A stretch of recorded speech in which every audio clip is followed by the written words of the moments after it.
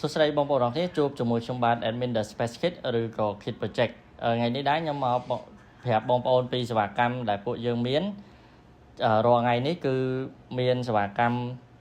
ទី1គឺ license ពាក់ព័ន្ធនឹង serial key ឬ digital key និង account subscription ដែលជាប្រភេទបង់ប្រាក់តាម website មានរយៈពេល1ខែ1ឆ្នាំតាមកម្មវិធីដែលមានឬក៏ website ដែលមានអញ្ចឹងប្រភេទ serial key ឬ digital key នេះគឺកម្មវិធីធំៗដែលយើងត្រូវការប្រើប្រាស់រាល់ថ្ងៃទៅលើម៉ាស៊ីន computer ហ្នឹងគឺជាប្រភេទ Microsoft Office និង Microsoft Windows និងកម្មវិធីកម្ចាត់មេរោគមួយចំនួនដូចជា Kaspersky ESET និងកម្មវិធីផ្សេងៗដែលអាចកម្ចាត់មេរោគហើយ account subscription គឺយើងធ្វើពាក់ព័ន្ធនឹងការបង់ប្រាក់ពីរយៈពេល1ខែ2ខែ3ខែ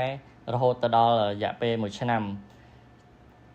ហើយសេវាកម្មមួយទៀតគឺជាសេវាកម្មជួសជុលកុំព្យូទ័រក៏ពួកយើងមានដែរនិង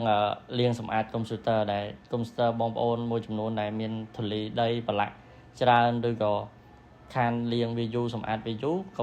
ពួកយើងមានសេវាកម្មនេះដែរហើយមួយទៀតគឺសេវាកម្ម Kit Method ហ្នឹងគឺយើងធ្វើវីដេអូបង្រៀនបង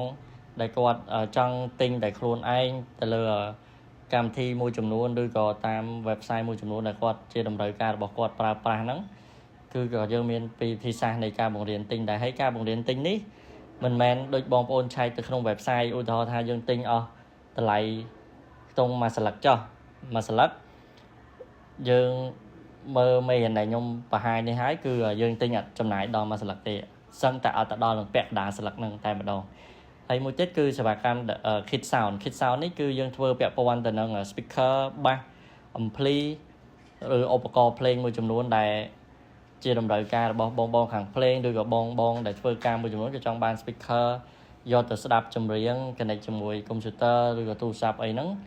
នេះគឺជាសេវាកម្ម The Space Kit ទាំងអស់ដែលពួកយើងមានអញ្ចឹងវីដេអូថ្ងៃនេះខ្ញុំមានការបង្ហាញតែប៉ុណ្្នេះទេរៀបរាប់ពីសេវាកម្មដែលពួកយើងមានរាល់ថ្ងៃនេះ